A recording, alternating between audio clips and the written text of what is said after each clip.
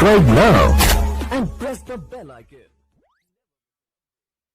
आज का वीडियो काफ़ी महत्वपूर्ण है क्योंकि आप देख रहे हैं संयुक्त राष्ट्र जिसे कहा जाता है यूएनओ। तो यूएनओ के बारे में आप सभी जानते हैं कि 24 अक्टूबर और 1945 ईस्वी को इसकी स्थापना हुआ था दोस्तों।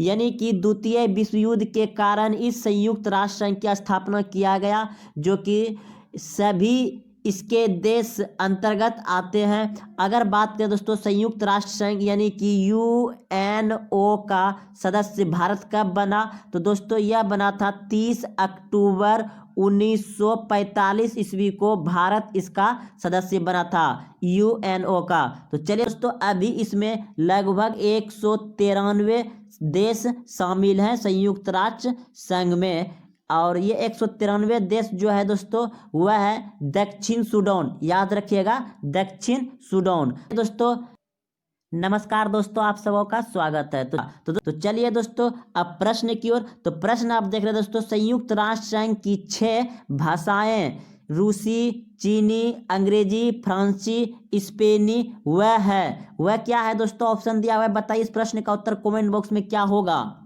कि संयुक्त राष्ट्र संघ में 6 भाषा है, उसमें दोस्तों 5 भाषा आप देख रहे हैं यहाँ दिया हुआ है, तो छठा भाषा कौन सा होगा बताइएगा दोस्तों प्रश्न का उत्तर कमेंट बॉक्स में। तो इस प्रश्न का उत्तर हो जाएगा दोस्तों ऑप्शन बी, बिल्कुल सही है, अरबी। तो दोस्तों अरबी है। तो संयुक्त राष्ट्र संघ की 6 भाषाएं रूसी, चीनी, अंग्रेजी, फ्रांसी, स्पेनी और क्या है दोस्तों अरबी। ऑप्शन बी बिल्कुल सही था। व्याख्या है 24 अक्टूबर 1945 को स्थापित संयुक्त राष्ट्र संघ की 6 भाषाएं रूसी, चीनी, अंग्रेजी, फ्रांसी, स्पेनिश और अरबी है। अंग्रेजी एवं फ्रांसीसी संयुक्त राष्ट्र सचिवालय में प्रयोग में लाई जाने वाली भाषा है। वर्तमान में संयुक्त राष्ट्र संघ में 193 सदस्य है, जो कि 193 सदस्य कौन है दोस्तों? दक्षिणी सूडान देश है। तो चलिए अगले प्रश्न की ओर। तो प्रश्न दोस्तों स्क्रीन पर देख रहे हैं, बताइए इस प्रश्न का उत्तर कमेंट बॉक्स में क्या होगा। 2003 यानी कि वर्ष 2003 को संयुक्त राष्ट्र संघ द्वारा घोषित किया गया था। तो बताइएगा दोस्तों कि 2003 में संयुक्त राष्ट्र संघ ने क्या घोषित किया। तो इस प्रश्न का उत्तर हो जाएगा दोस्तों ऑप्शन सी, बिल्कुल सही है। 2003 में अंतर्राष्ट्रीय शुद्ध जल वर्ष की घोषणा की थी। तो चलिए दोस्तों समझ गए प्रश्न का उत्तर कि 2003 में अंतर्राष्ट्रीय शुद्ध जल की घोषणा की थी। ऑप्शन सी बिल्कुल सही है। अगले प्रश्न। तो व्याख्या है संयुक्त राष्ट्र संघ ने वर्ष 2003 को अंतर्राष्ट्रीय शुद्ध जल वर्ष घोषित किया था।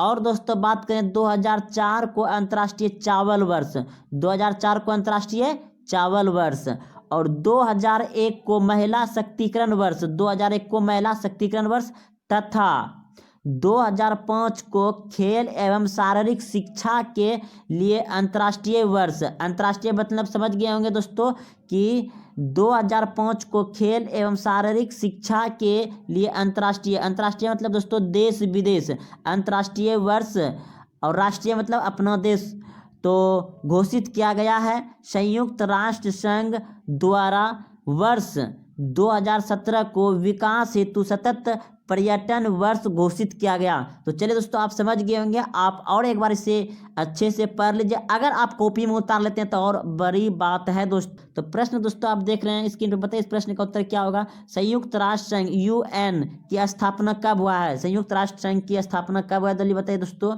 संयुक्त राष्ट्र यूएन की स्थापना कब हुआ है?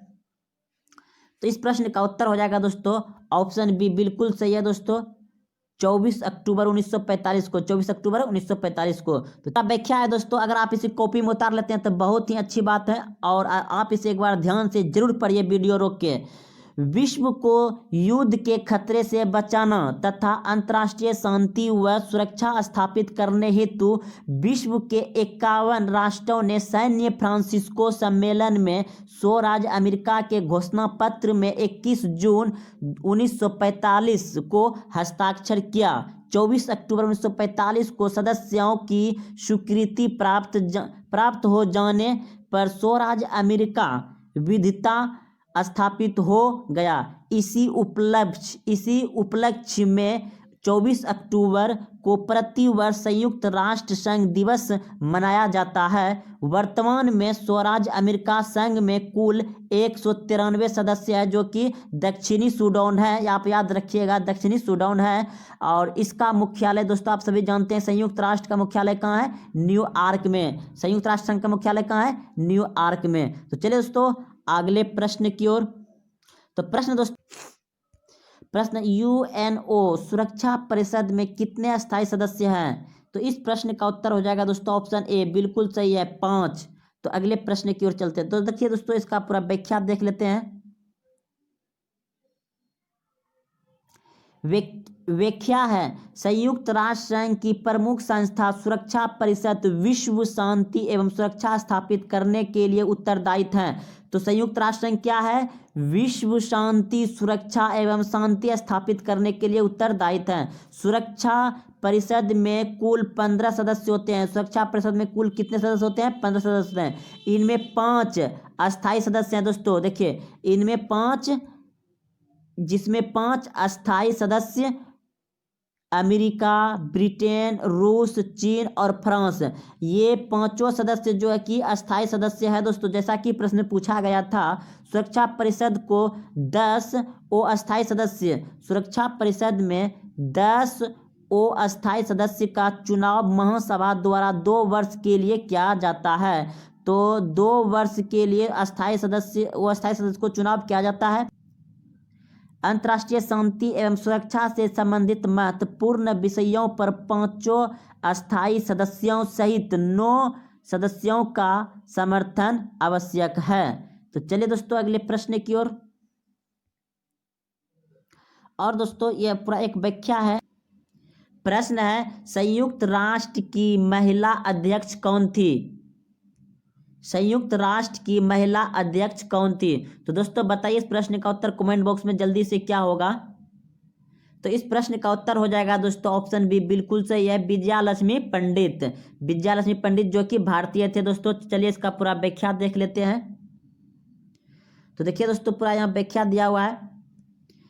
वह पहली महिला जो संयुक्त राष्ट्र आम सभा की अध्यक्ष बनी और भारत की पहली महिला राजदूत बनी, कौन थी? तो चलिए दोस्तों यहाँ एक प्रश्न और था। अब दोस्तों इसका पूरा व्याख्या देख लेते हैं। व्याख्या है, भारत के प्रथम प्रधानमंत्री पंडित जवाहरलाल नेहरू की बहन विजयालक्ष्मी पंडित संयुक्त राष्ट्र संघ महासभा की अध्यक्ष बनने वाली प्रथम महिला थी। श्रीमती विजयालक्ष्मी पंडित संयुक्त राष्ट्र महासभा की वर्ष 1953 में 8वीं अध्यक्ष चुनी गई थी। तो चलिए दोस्तों आप समझ गए होंगे कि भारत का पहला महिला जो कि वह भारत की राजदूत बनी और संयुक्त राष्ट्र संघ की पहली महिला भी अध्यक्ष बनी, और वह कौन थी दोस्तों? श्रीमती विजयालक्ष्मी पंडित। तो चलिए अगले प्रश्न की ओर। प्रश्न दोस्तों आप स्क्रीन पर देख रहे हैं, बताइए इस प्रश्न का उत्तर कमेंट बॉक्स में जल्दी से क्या होगा। विश्व बैंक का पूर्ण नाम होता है? ऑप्शन सी, बिल्कुल सही है, अंतर्राष्ट्रीय विकास एवं निर्माण बैंक। तो चलिए अगले प्रश्न की ओर।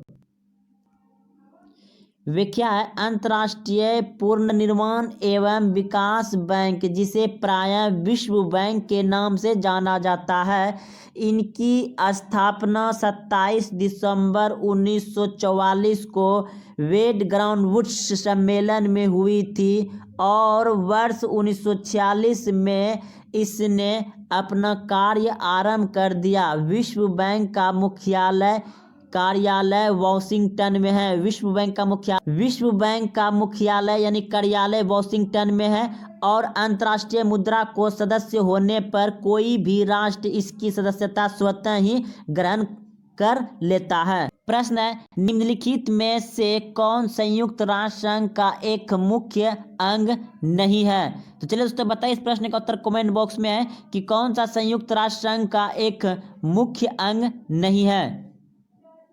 तो इस प्रश्न का उत्तर हो जाएगा दोस्तों ऑप्शन डी, बिल्कुल सही है, विश्व स्वास्थ्य संगठन। विश्व स्वास्थ्य संगठन यह संयुक्त राष्ट्र संघ यूएनओ का अंग नहीं है। तो चलिए इसका पूरा व्याख्या देख लेते हैं दोस्तों। तो पूरा व्याख्या में देख रहे हैं कि संयुक्त राष्ट्र संघ के मुख्य अंग है महासभा, जनरल असेंबली, सुरक्षा परिषद, आर्थिक सामाजिक परिषद, न्याय और सचिवालय। जबकि विश्व स्वास्थ्य संगठन संयुक्त राष्ट्र संघ की विशिष्ट एजेंसियां हैं। यह विशिष्ट एजेंसी है दोस्तों, अंग नहीं है। तो चलिए दोस्तों आप समझ गए होंगे कि विश्व स्वास्थ्य संगठन क्या है, अंग एजेंसी है, वह अंग नहीं है। जैसा कि प्रश्न है अंतर्राष्ट्रीय न्यायालय कहाँ है, तो इस प्रश्न का उत्तर हो जाएगा दोस्तों ऑप्शन डी, बिल्कुल सही है, हैंग। अंतर्राष्ट्रीय न्यायालय का मुख्यालय कहाँ है, हैंग में। तो चलिए अगले प्रश्न की ओर। तो देखिए दोस्तों इसका पूरा व्याख्या है। व्याख्या, अंतर्राष्ट्रीय न्यायालय संयुक्त राष्ट्र संघ का प्रधान न्यायिक अंग है। इसकी स्थापना जून 1945 हैंग नीदरलैंड में हुई थी। संयुक्त राष्ट्र संघ के चटर मतलब दोस्तों उसका ये संविधान को कहा जाता है के अध्याय यानी कि संविधान के अध्याय 14 अनुच्छेद 92 से अनुच्छेद 96 तक में अंतर्राष्ट्रीय न्यायालय के संबंध में प्रावधान किया गया है। तो चलिए दोस्तों आप समझ गए होंगे इस प्रश्न का।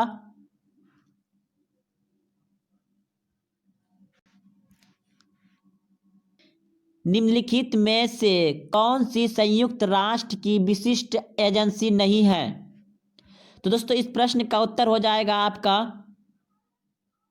तो दोस्तों इनमें से सभी संयुक्त राष्ट्र का ही एजेंसी है। लेकिन दोस्तों इसमें ऑप्शन डी रहेगा, तो दोस्तों सही होता है कि इनमें सभी है, इनमें सब सही है। दोस्तों इसका पूरा व्याख्या देख लेते हैं। देखिए दोस्तों पूरा व्याख्या में दिया हुआ है, दिए गए विकल्प में सभी संयुक्त राष्ट्र संघ की विशिष्ट एजेंसियां हैं। इनके में दिया हुआ है दोस्तों। तो देख रहे हैं अंतर्राष्ट्रीय समुद्रिक संगठन 1948 में हुआ है। विश्व वैदिक संपादन संगठन 1967 में हुआ है। अंतर्राष्ट्रीय दूरसंचार संघ की स्थापना 17 मई 1865 को हुआ है। खाद्य एवं कृषि संगठन का 16 अक्टूबर 1945 को हुआ है। तो दोस्तों इन प्रश्न का उत्तर जो है कि इनमें सभी हो जाएगा, सभी दिया हुआ था। प्रश्न है पुरापोषण काल में आदि मानव के मनोरंजन का साधन था। ऑप्शन दिया हुआ है स्क्रीन पर दोस्तों, बताइए इस प्रश्न का उत्तर कमेंट बॉक्स में क्या होगा। तो इस प्रश्न का उत्तर हो जाएगा दोस्तों आपका ऑप्शन ए, बिल्कुल सही है, शिकार। तो पुरापोषण काल में आदि मानव का मनोरंजन साधन था दोस्तों, वह क्या था, शिकार। ऑप्शन ए बिल्कुल सही है। तो चलिए अगले प्रश्न की ओर। प्रश्न दोस्तों आप, तो दोस्तों पूरा व्याख्या देख रहे हैं आप। अब व्याख्या में लिखा हुआ है कि पुरापोषण काल में आदि मानव के मनोरंजनों का साधन शिकार था। वह शिकार पर ही निर्भर रहते थे। उनका भोजन मांस, कंदमूल आदि हुआ करता था। तो चलिए दोस्तों आप समझ गए होंगे कि पुरापोषण काल में जो मानव था उसका मनोरंजन क्या था दोस्तों, शिकार था। और शिकार पर ही उसका भोजन होता था, कंदमूल यानी फल वगैरह जो भी होता था दोस्तों वृक्ष से, तो वही सब हुआ शिकार। तो प्रश्न है नवपोषण काल के लोगों द्वारा पाला गया प्रथम पशु था। तो ऑप्शन दिया हुआ है दोस्तों, आप इस प्रश्न का उत्तर कमेंट बॉक्स में जरूर दें। तो दोस्तों इस प्रश्न का उत्तर हो जाएगा आपका ऑप्शन ए, बिल्कुल सही है दोस्तों, आप हड़बड़ाइए मत। तो दोस्तों देखिए प्रश्न, आप प्रश्न को सोचिए समझिए दोस्तों। प्रश्न देख रहे हैं कि ये नवपोषण काल की बात कर रहा है दोस्तों।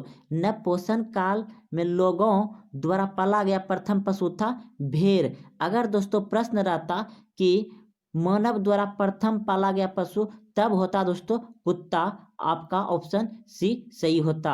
लेकिन दोस्तों इस प्रश्न में पूछा गया, आप ध्यान दीजिए कि नवपोषण काल के लोगों द्वारा पाला गया प्रथम पशु तो भेड़ था। तो चलिए दोस्तों इसका पूरा व्याख्या देखते हैं तो प्रश्न समझ में आ जाएगा। तो चलिए दोस्तों प्रश्न का पूरा व्याख्या देख रहे हैं दोस्तों, आप थोड़ा ध्यान से इसे पढ़िए दोस्तों। चलिए दोस्तों आप ठीक है, देखिए तो दोस्तों इस पूरा व्याख्या में पूरा प्रश्न समझ में आ जाएगा। तो ध्यान से दोस्तों इस प्रश्न को सुनिए या अपने मन से खुद पढ़िए दोस्तों। तो चलिए देख रहे हैं कि पूरा व्याख्या में कि पशुओं के पालतूकरण के मानव प्रयास मध्य काल से ही प्रारंभ हो चुका था। मानव ने सर्वप्रथम जिस पशु को पालतू बनाया वह कुत्ता था। समझ गए दोस्तों, मानव ने जिस पशु को पालतू बनाया वह क्या था दोस्तों, कुत्ता था। आप समझ रहे हैं यहाँ पे। तो आगे है दोस्तों, दक्षिण पश्चिम एशिया में भेड़ पालतू पशु के रूप में विकसित की गई। चूंकि लगभग यही काल नवपाषाण काल है, अतः इस प्रश्न का उत्तर भेड़ होगा। तो समझ गए दोस्तों कि नवपाषाण काल का है यह पशु, मतलब भेड़ को दोस्तों नवपाषाण काल में पालना शुरू किया, इसलिए नवपाषाण काल में अगर पूछा जाए दोस्तों तो भेड़ होगा। तो चलिए दोस्तों आगे पढ़ते हैं इसका। तो भेड़, उत्तर भेड़ होगा। पीडीएफ थोड़ा बन गया है दूसरे तरह का। तो चलिए प्रश्न देख रहे हैं, सबसे पहला कौन सा हड़प्पा कालीन स्थल खोजा गया था। तो सबसे पहले कौन सा हड़प्पा कालीन स्थल खोजा गया था दोस्तों, बताइए इस प्रश्न का उत्तर क्या होगा कमेंट बॉक्स में। तो इस प्रश्न का उत्तर हो जाएगा दोस्तों आपका ऑप्शन ए बिल्कुल सही है, हड़प्पा। तो चलिए दोस्तों इसे अब पूरा डिटेल से देख लेते हैं। तो चलिए दोस्तों पूरा डिटेल से आप कॉपी कलम में दोस्तों और लिख लीजिए, तो आपका बहुत ये प्रश्न मदद करेगा, ये सभी व्याख्या मदद करेगा। तो चलिए दोस्तों आप व्याख्या में देख रहे हैं कि सबसे पहले 1921 ईस्वी में दयाराम साहनी के नेतृत्व में पश्चिमी पंजाब के हड़प्पा नामक स्थान में हुई उत्खनन में हड़प्पा सभ्यता का पता लगा था। सिंधु सभ्यता के स्थल में सर्वप्रथम हड़प्पा नामक स्थल पर खुदाई होने के कारण ही इस सभ्यता का नाम हड़प्पा सभ्यता रखा गया। तो चलिए दोस्तों आपने इसे समझ लिए होंगे अच्छे से, और इसे आप कॉपी में नोट भी कर लिए होंगे। तो चलिए अगले प्रश्न है, सिंधु घाटी सभ्यता अनार्य सभ्यता क्यों थी। तो दोस्तों इस प्रश्न का उत्तर आप कमेंट बॉक्स में जरूर दें। तो इस प्रश्न का उत्तर दोस्तों आप अगर सही से सोचें तो बिल्कुल ऑप्शन ए सही है दोस्तों। यह एक शहरीकरण सभ्यता थी, यानी कि दोस्तों सिंधु घाटी सभ्यता क्या था दोस्तों, यह एक शहरी सभ्यता थी। तो प्रश्न, अनार्यों का संबंध शहरी सभ्यता से है। तो दोस्तों इतना समझ गए। अब प्रश्न अब कह रहा है दोस्तों, जबकि आर्यों का संबंध केवल ग्रामीण सभ्यता से रही है। तो दोस्तों आप समझिए यहाँ पे कि अनार्यों का संबंध शहरी सभ्यता से है, शहरी सभ्यता से है। जबकि आप देख रहे हो, जबकि आर्यों का संबंध केवल ग्रामीण सभ्यता से रहा है। तो दोस्तों यहाँ तक समझ गए।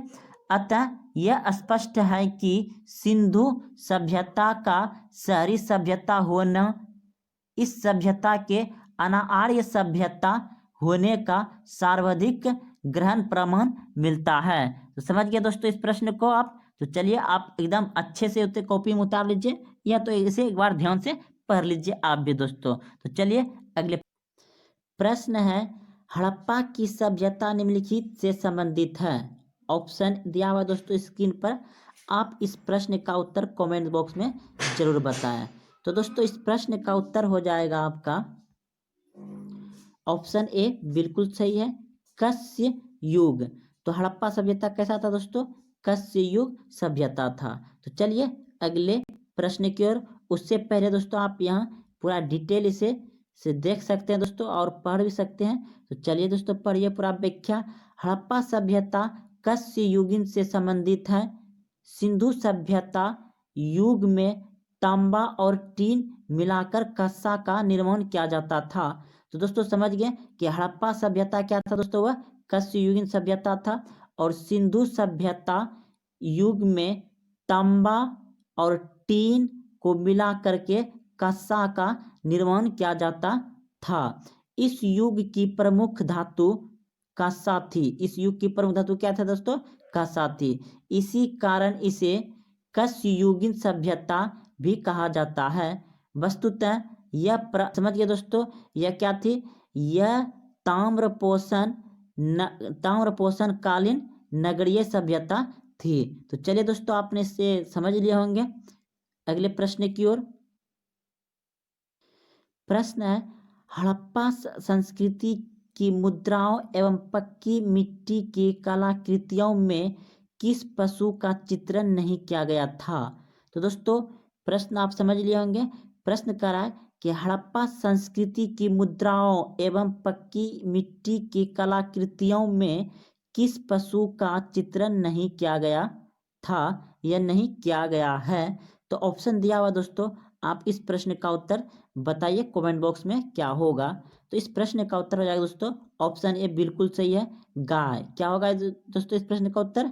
गाय होगा। हड़प्पा संस्कृति कला के मुद्राओं और पक्की मिट्टियों कलाकृतियों में किस पशु का चित्रण नहीं किया गया था दोस्तों? तो वह गाय का चित्रण नहीं किया गया था। तो चलिए अब इसका पूरा व्याख्या देख लेते हैं दोस्तों। चलिए दोस्तों आप पूरा व्याख्या देख रहे हैं यहाँ पे पूरा डिटेल कि हड़प्पा संस्कृति की एक मोहर पर पद्मसन मुद्रा में त्रिमूर्ति योगी चित्र है, त्रिमुखी योगी चित्र है, जिसकी दाहिनी ओर हाथी तथा बाघ और बाईं ओर गेंडा तथा भैंस एवं सिंहासन के नीचे दो हिरण खड़े हैं। इस संस्कृति में गाय तथा घोड़े की मिट्टी की मूर्ति नहीं मिली है। तो समझ गए होंगे दोस्तों इस प्रश्न है सिंधु घाटी सभ्यता के लोगों की मुद्रा में किस देवता की आकृति चित्रित थी? तो बताइए दोस्तों इस प्रश्न का उत्तर क्या होगा कमेंट बॉक्स में। तो इस प्रश्न का उत्तर रहेगा दोस्तों आपका ऑप्शन ए बिल्कुल सही है, पशुपति की। तो चलिए दोस्तों आप समझ लिए होंगे प्रश्न को। अब आगे की ओर चलते हैं दोस्तों। तो इसका पूरा व्याख्या देख लीजिए दोस्तों आप।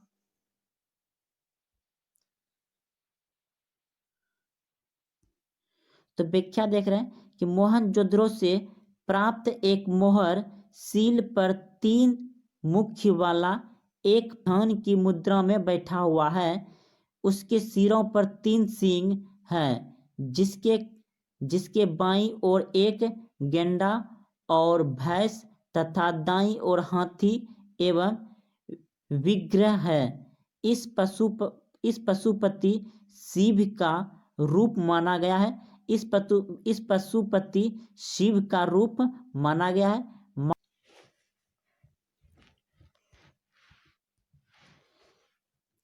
मार्शल ने इन्हें अधिशिव बताया।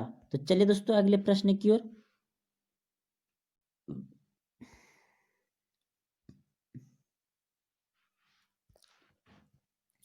प्रश्न है सिंधु घाटी सभ्यता के लोग पूजा करते थे।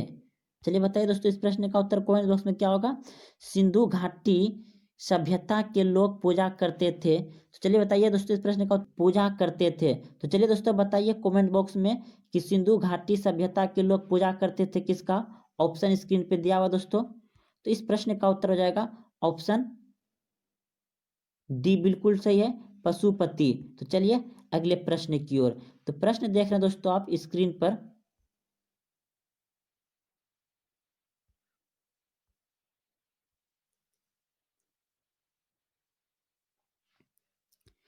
प्रश्न है निम्नलिखित में से किस विद्वान ने सर्वप्रथम हड़प्पा सभ्यता के अवशेषों को खोजा था? ऑप्शन सी बिल्कुल सही है, ए कनिंघम ने सर्वप्रथम बताया कि हड़प्पा सभ्यता के अवशेषों को खोजा गया था। तो चलिए अगले प्रश्न की ओर। प्रश्न से पहले देख लेते दोस्तों यहाँ पे पूरा व्याख्या देख लीजिए। कह रहा है